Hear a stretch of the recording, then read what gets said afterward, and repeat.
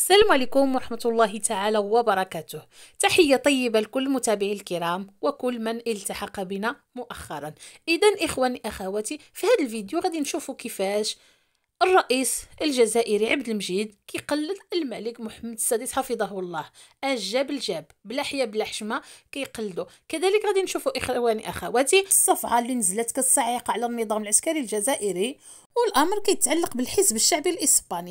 كذلك غادي نشوفوا لحظة وصول عبد المجيد كتبون إلى روسيا والحالة الغير طبيعية اللي بانت عليه. فحالة السكر والخمر كانت واضحة جدا. بقوا معايا الإخوان نشوفوا التفاصيل ديال هذه المواضيع. موضوع شيق جدا. رجائي كالعادة أنكم تدعمونا باللايك بالبارتاج كذلك بالاشتراك، وهذا فضلا منكم وليس أمرا. وما تنسوش الإخوان دعمونا بالتعاليق، كتابة التعاليق، فلو غير وريضة ولو غير قليب وكذلك الراية ديال المغرب أو العالم المغربي، فهذا كافي أن يدعمنا ويدعم القناة. فعلى بركة الله نبدأ صلب الموضوع.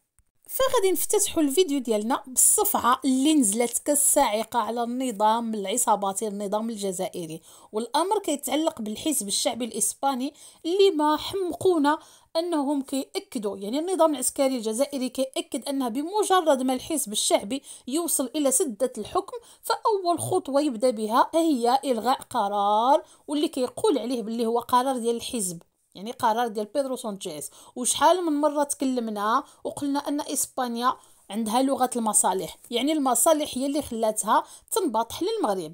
اليوم الحزب الشعبي بعد ما اكتسح صناديق الانتخاب وغادي يكون في الرئاسة ديال الحكومة الإسبانية، رغم أننا ماشي مرة ماشي جوج كنقولوا بلي القرار ديال الاعتراف بمغربية الصحراء ماشي هو قرار حكومة إسبانيا أو قرار ديال شي حزب، وإنما قرار ديال المؤسسة المالكة، القرار ديال الدولة العميقة. وفي هذا الصدد وفي خلاف ما كان يظنه النظام العسكري الجزائري الغبي، غادي يخرج النائب العام للشؤون السياسية والدولية والبرلمان الإسباني غونزاليس بونس في حوار مع اندبندنت، غادي يقول عندنا علاقات خاصة وممتازة مع المغرب ونطمح في الوقت الحالي استعادة مكانتنا في إفريقيا الذي يمكننا اللعب الدور الذي كنا عليه سابقا.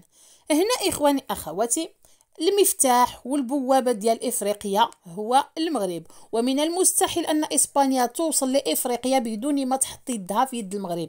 فأكد المتحدث أن العلاقة ديالهم مع المغرب لا يجب أن تتأثر مع علاقتهم مع الجزائر، مضيفا أن إسبانيا اتجهت للمغرب لتعزيز علاقتها معه والاعتراف بخطة الحكم الذاتي رغم اعتراض الجزائر.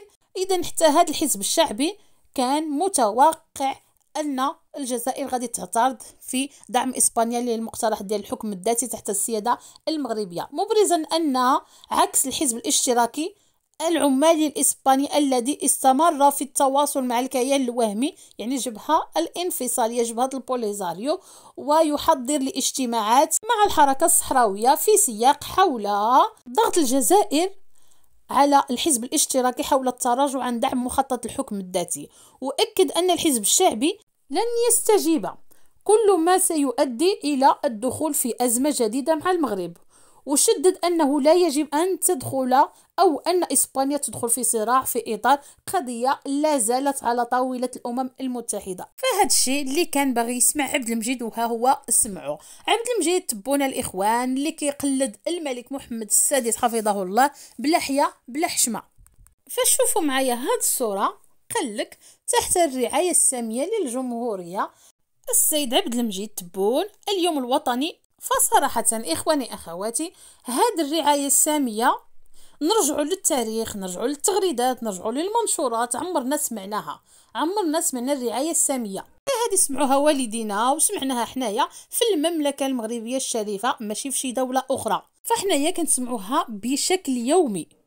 فالجزائر اليوم أو عبد المجيد سرقها، دابا راه ماشي مشكل تاخدوا هاد العبارة وتستعملوها، فراه فخر لكم، فخر أنكم تنقلوا من المملكة المغربية الشريفة العريقة لأنها مثال وتستحق أنك تقلدها. في المشكل أنت عارف باللي كتسرق وكتخنشل وكتعرف باللي المملكة المغربية، وفي نفس الوقت كتخرج وكتنتقد وكتروج على أن المغرب دولة ضعيفة ودولة منبوذة. فعمرنا ما شفنا شي دولة كتنقل من دولة ضعيفة، لأول مرة كنشوفوها في دولة الكبرانات.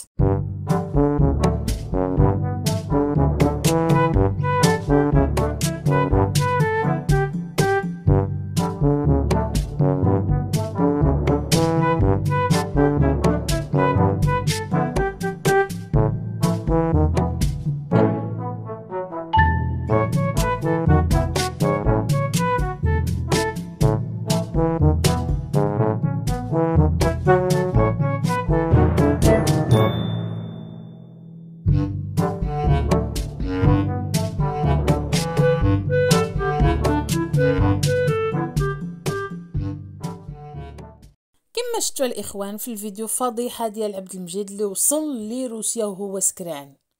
كما كتشوفوا في المشهد ان الرئيس الجزائري وهو في حاله غير طبيعيه، حالة غير طبيعية كما كتلاحظوا لحظة وصوله إلى روسيا. الزيارة اللي تأجلات من 3 المرات حتى 4 المرات، وها هو اليوم مشى لروسيا. اليوم كثرت ما الفرحة ديالو، كثرت ما الصدمة أن بوتين قال له أخيرا أجي في الطريق، يعني في الطائرة الرئاسية، وكما موالف غادي يكون خدا شي 2 كيسان عاد هود لروسيا. لأن في هاد المشاهد اللي كنشوفوا علامة الخمر، علامة السكر واضحة، كانت واضحة على عبد المجيد الذي لم يستطع حتى النزول من الطائرة. أما الاستقبال حدث ولا حرج. صورة الإخوان شكون اللي تعرض ليه في المطار أو شكون اللي استقبله في المطار؟ هو والي مدينة موسكو، يعني ماشي شي مسؤول وازن أو شي مسؤول حكومي هو اللي يتعرض أو اللي يستقبل عبد المجيد، بل والي موسكو او مدينه موسكو. دائما كيتبهدل، دائما كيصيفطوا ليه شخصيات دون المستوى اللي استقبلوه في المطار. بطبيعه الحال بوتين واش هو مثالي لعبد المجيد؟ اكيد غادي نشوفوا فضائح يعني في هذه الزياره، بحال ملي مشى للطاليان وبحال ملي مشى للبرتغال وضربوه الجاليه الجزائريه بالبيض. ها اليوم غادي نشوفوا الفضائح اللي غادي تكون روسيا. غادي ننتظروا نشوفوا المزيد، وغادي نتشاركوا معكم مزيدا من الفضائح ديال عبد المجيد. وقبل ما نساليو الاخوان هذا الفيديو، سؤالنا للكراغله. دائما الكراغله كيدخلوا عندنا كيبقاو يسبونا، كيقولوا لنا حنايا الجزائر القوه الضاربه، حنا ما عندناش ديون، اما نتوما يا المخزن فعندكم ديون في البنك الدولي، فبلادكم عامره بالديون. وهذا الشيء راه كيخرج به الرئيس الجزائري كتبون كيقول لهم الدوله القوه الضاربه ما عندهاش الديون، كذلك الاعلام الجزائري. الا اليوم اللي اعترفوا، اليوم خرجوا وكيعترفوا، قال لك سيدي بوتين مسح او روسيا مسحت ديون جزائريه بقيمه 4.7 مليار دولار. اليوم رجعوا عندها ديون، البارح ما كانوش ديون ولكن اليوم عندهم ديون. المبردعين اللي ما فاهمينش، راه مستحيل ان روسيا تنوض الصباح او ينوض بوتين وينوض يفيق الصباح ويقول صافي مسح الديون ديال الجزائر، راه مستحيل. بوتين ماشي كذبون اللي كيفيق الصباح وكيقول هاد الدوله غادي تعترف بالبوليزاريو مسحوا كاع الديون ديالهم. بطبيعه الحال بوتين عكس ذلك. الامر ما فيه ان الجزائر ما غاديش تعطي دوك الديون فلوس، بل هذيك الخرده اللي عند بوتين ما عنده ما يدير بها. اسلحه البريمي لاي دوله اللي كتبغي تخلص من ديك الاسلحه كتعطيها لشي دوله اخرى وكتخلص عليها، بوتين غادي يتخلص من هذوك الاسلحه. وبوتين اصلا خدا هاد 4.7 مليار دولار، خداها وزاد لهيه، بالاضافه الى انه حط عندهم الاسلحه الخرده والبريمي فابور. فهاد 5 المليارات أو 4.7 مليار دولار راه روسيا قسمتها إلى فترات، كل فترة كانت كتاخد منها واحد الجزء، حتى سالتها وخدات الضعف من هاد المبلغ. إخواني أخواتي، حتى لهنا كنكون وصلنا للنهاية ديال هاد الفيديو. تحية لكم كبيرة، شكرا لحسن المتابعة، والسلام عليكم ورحمة الله تعالى وبركاته.